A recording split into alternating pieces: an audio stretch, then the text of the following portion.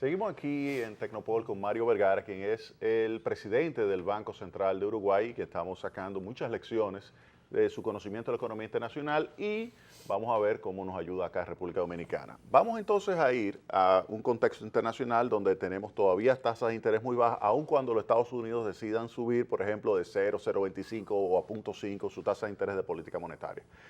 ¿Cuáles recomendaciones tú le darías a países como República Dominicana, como Uruguay, que financian parte de su déficit público, que lo han ido reduciendo? República Dominicana tiene un déficit en el año 2012 de 6.6% del PIB y lo ha ido reduciendo a 2.8%, o sea, y para este año a 2.4%, o sea que hay un esfuerzo bastante fuerte de consolidación fiscal.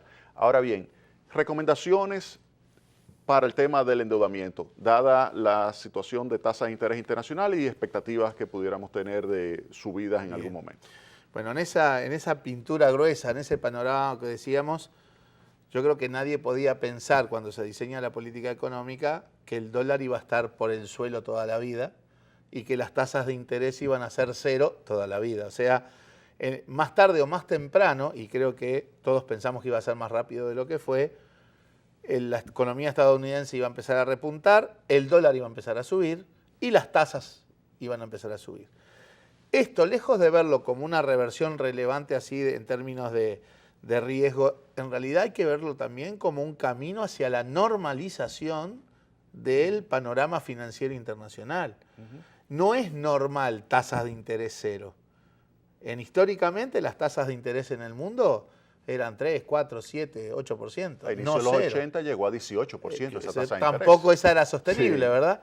Pero digo, nadie piensa en el largo plazo con tasa cero o con un dólar tan débil como el que tuvimos en el lustro anterior. Sí.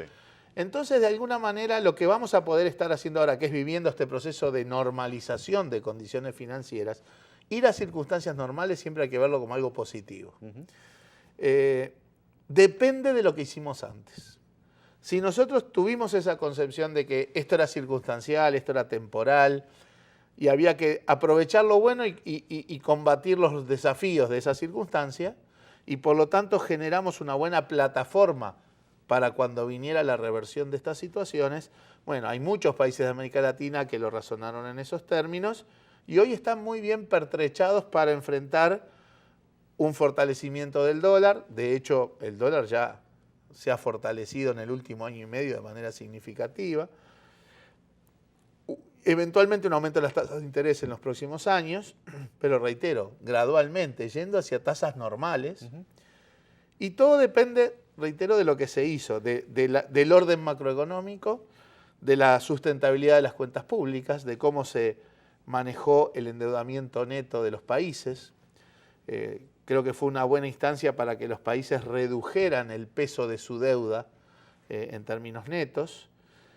La acumulación de reservas internacionales.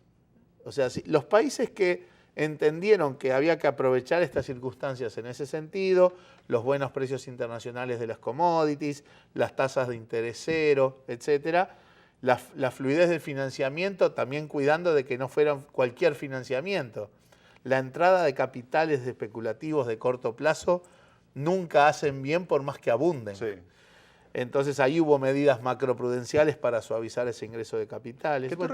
Fíjate que México acaba de hacer una colocación a 100 años, sí. 100 años a tasa de interés de 4.5% en euros. Sí, sí. O sea, ese tipo de recomendación sería... Bueno, el manejo de la deuda en estos años debió caracterizarse por una reducción del peso de la deuda, consolidando las cuentas públicas, la estabilidad fiscal, en el marco del crecimiento de nuestras economías, y también en el manejo de la deuda pública en cuanto a la desdolarización y aumento de los plazos.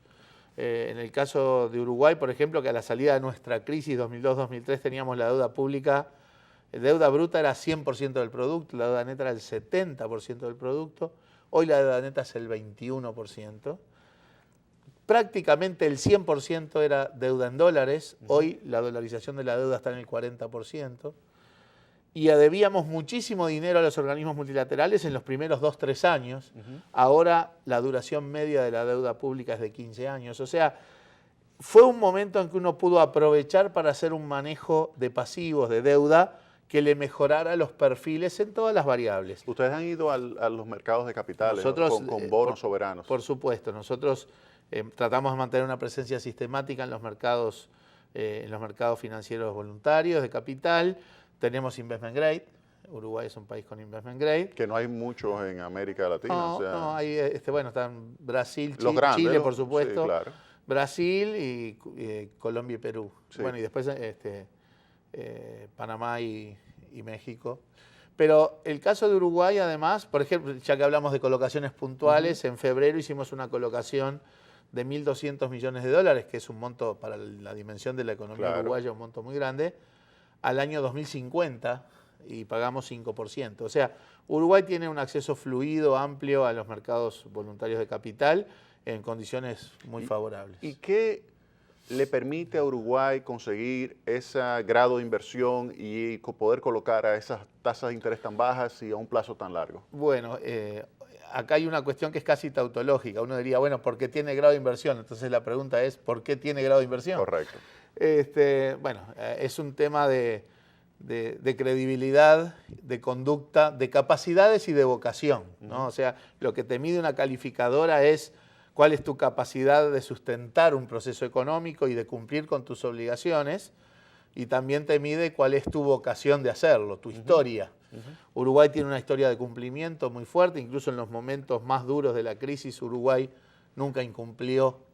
Por ejemplo, en 2002 fuimos a un canje de deuda que lo que pedimos fue tiempo, un canje que cambiamos bonos de mañana para 8 años adelante, pero le mantuvimos todos sus derechos, las tasas de interés, todo. O sea, son todas señales de vocación de pago.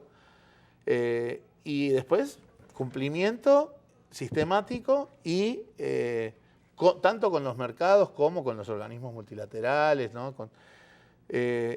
Y también la estructura de política económica, la consistencia de las políticas, la sustentabilidad del proceso económico. O sea, que no aparezcan riesgos que cuestionen la estabilidad macroeconómica o la sustentabilidad de las cuentas públicas.